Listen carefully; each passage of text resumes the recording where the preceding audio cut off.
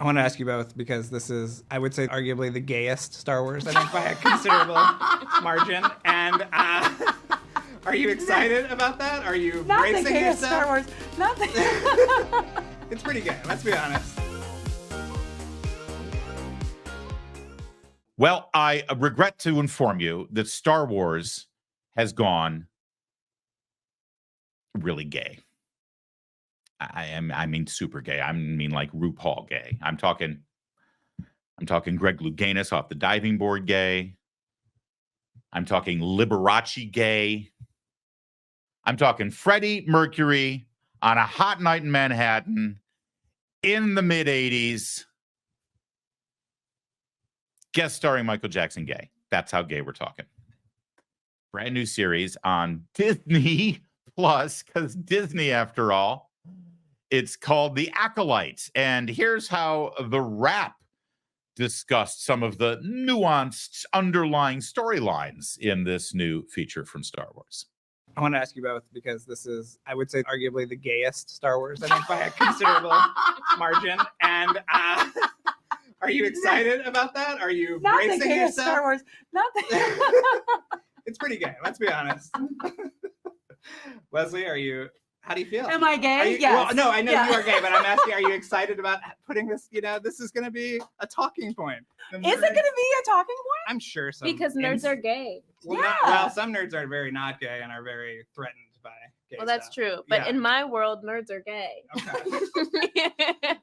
Was this the fun element of it? No, Okay. I don't think so. And yet people have told me that it's the gayest Star Wars, and I frankly You're offended? into You should it. be- No. I think that Star Wars is so gay already. Okay. I mean, have you seen It's the true. fits? We'd be like, look how gay this is, and then send each other a reference photo. And are you from- telling me with a straight face that C-3PO is straight? They're a couple. That's what I think. But this is more outward. I think it's canon that R2D2 is a lesbian. Oh, Ooh. interesting. Yeah. Huh. Ask Filoni. Okay. Ask for Can you one. imagine? Yeah, I told you it's gay. It's super gay.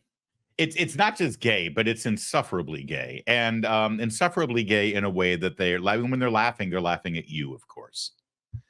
I watch Disney Plus sometimes. I do. I'm sorry. I was a Disney kid growing up. I love Disney. I used to work at Disneyland, actually, when I grew up in Orange County, California.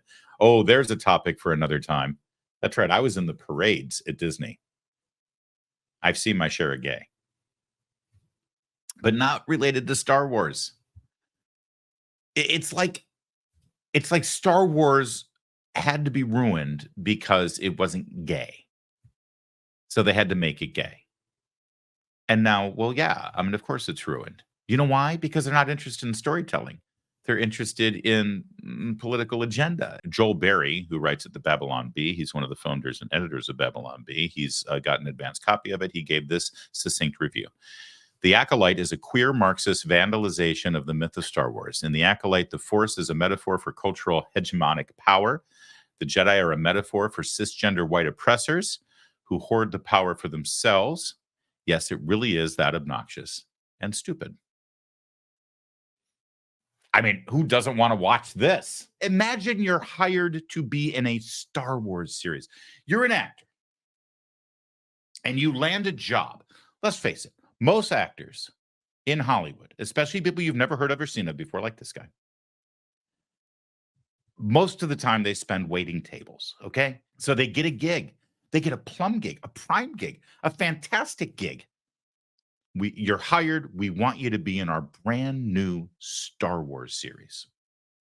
Now, this would be a great moment in your life, a great moment in your career. And what would you do? I know what I would do. If I don't know Star Wars, I'm going to learn everything I can about Star Wars. I'm going to go back and watch all the movies. I'm going to watch the Clone Wars animated series. I'm going to watch everything I can, right? Because I'm Star Wars. I'm part of Star Wars now. This is great. All right. So take a listen to this guy in an interview, flexing his muscle, his intellectual prowess about what he knows about the Star Wars universe.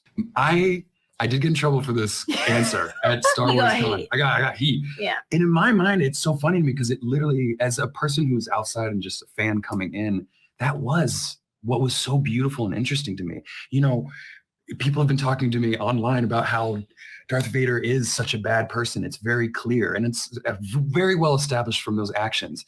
But if you can't look and see that Anakin blowing up the Death Star possibly killed millions and millions of people, I'm going to get in trouble for saying this right now.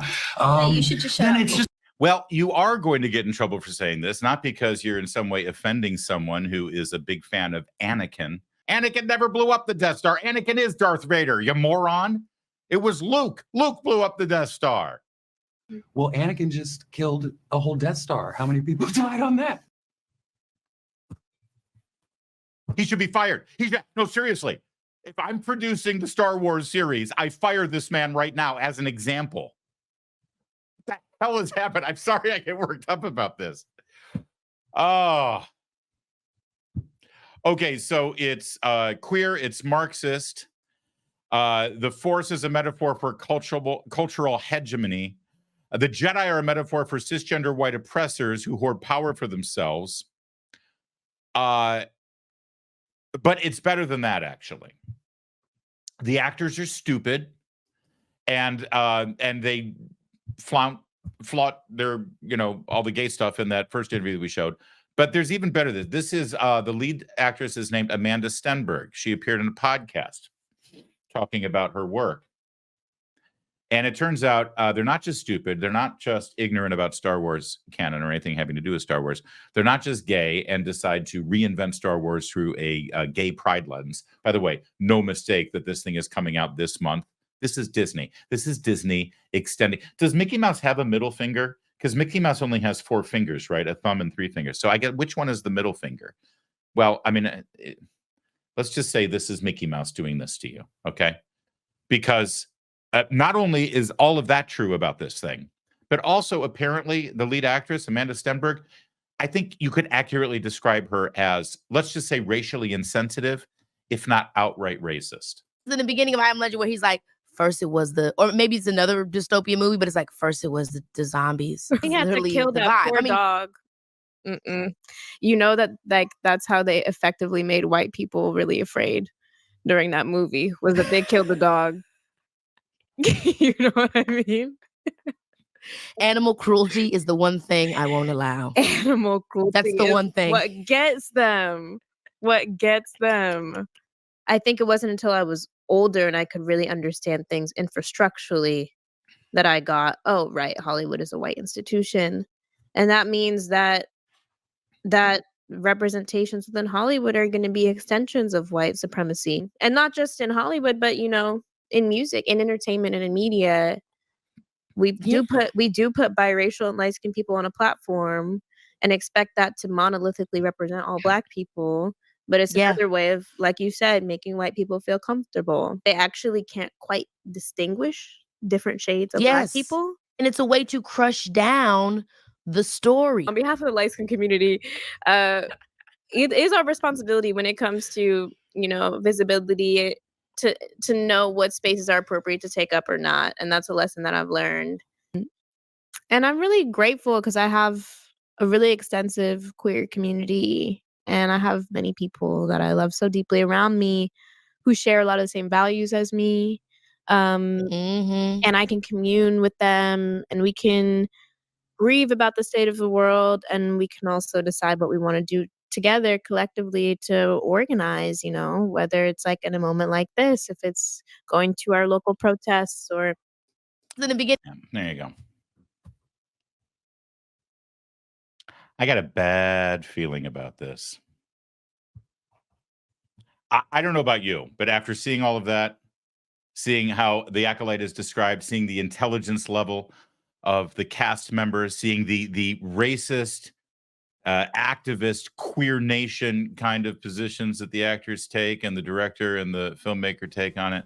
I don't know about you, but I, for one, I cannot wait to not watch The Acolyte.